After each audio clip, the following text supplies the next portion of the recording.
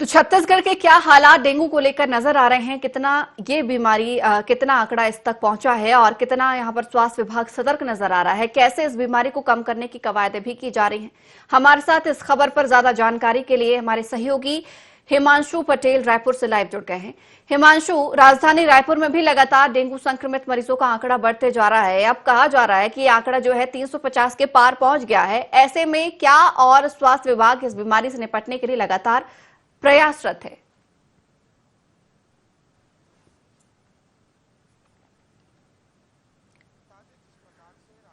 रायपुर के अलग अलग क्षेत्रों में डेंगू के मरीज निकलकर सामने आ रहे हैं। जैसे जिस प्रकार से राजधानी में रोजाना 8 से 10 मरीजों का आंकड़ा है वो निकलकर सामने आ रहा है। इस प्रकार से कुल मरीजों की मैं बात कर लूं तो 358 डेंगू के मरीज वर्तमान में अब तक निकल चुके हैं। बता दें जिस प्रकार से नगर निगम और स्वास्थ्य विभाग की टीम लगातार डेंगू से निपटने के लिए प्रयासरत है। राजधानी के अलग अलग वार्डों में जाकर सफाई अभियान चला रही है, नुक्कड़ों को हटाने का काम कर रही है, पानी जमा हुआ है उसे हटाने का काम कर रही है, एंटी लार्वा का छिड़काव कर रही है। स्वास्थ्य विभाग के माध्यम से शिविर का आयोजन किया जा रहा है, लोगों को जागरूकता अभियान चलाया जा रहा है।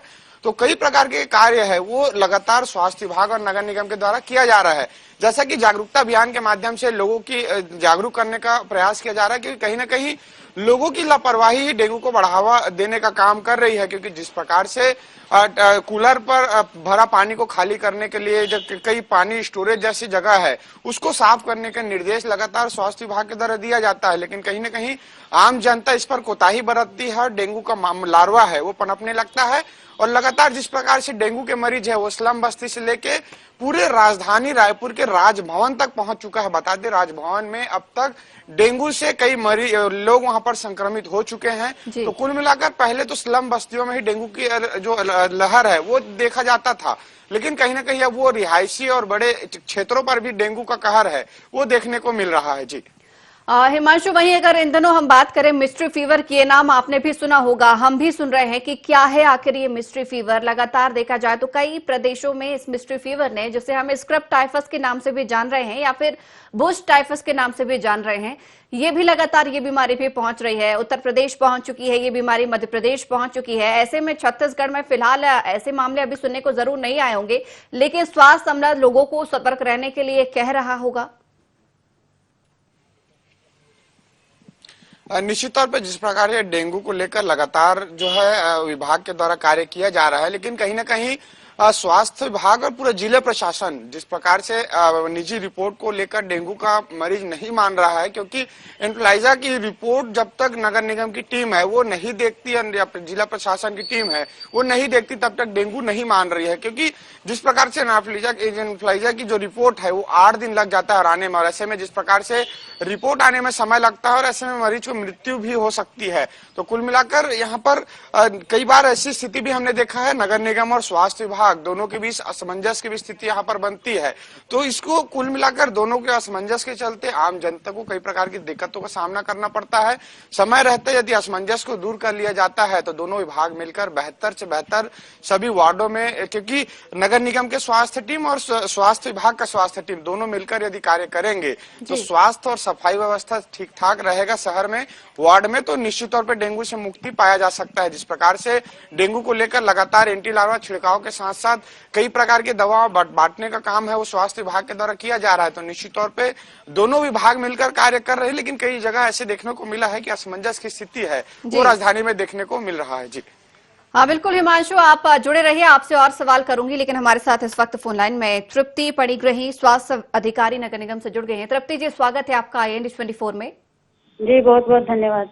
तृप्ति जी, डेंगू लगातार बढ़ रहा है, हालांकि आप लोग लगातार कोशिश कर रहे हैं कि इसे कैसे रोका जाए, उसको लेकर लगातार आप लोगों के द्वारा कई प्रयास भी किए जा रहे हैं फिलहाल। लेकिन अगर आप लोगों के प्रयासों की बात हम करें तो कितने बढ़ाए गए हैं, कहां कहां किस तरीके से सर्वे किया जा रहा है, कैसे इस बीमारी से लोग बचे रहें, क्या सावधानियां आप लोगों के द्वारा बताई जा रही हैं?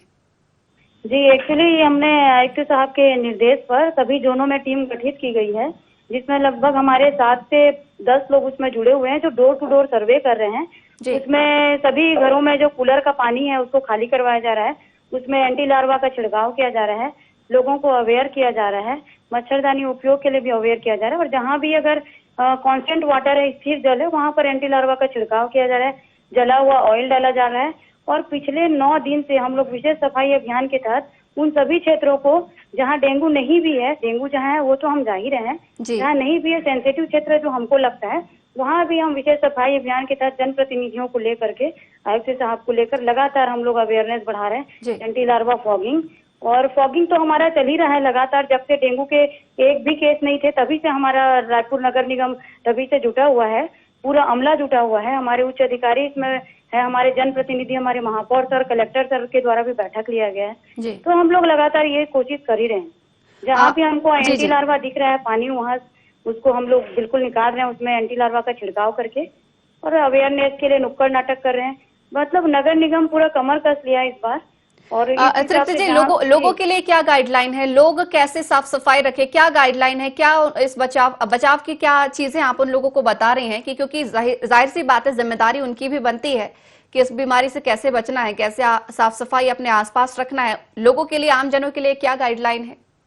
देखिए मैम, एक्चुअली जो डेंगू का मच्छर होता है ना वो साफ पानी में पनपता है। तो जैसे बारिश के जो पानी इकट्ठे होते हैं जहाँ भी, जैसे टायर हो गया, जैसे कूलर हो गया, और जहाँ भी घर में छोटे मोटे गड्ढे हैं वहाँ, तो हमको वहाँ उस पानी को हमको रहने नहीं देना है। और डेंगू का मच्छर दिन में ही काटता है और इसीलिए हमको अवेयर रहना है कि मच्छरदानी या जो भी ओडोमास अगर है तो उन चीजों को यूज करके एटलीस्ट दिन में मच्छर हमको ना काटे।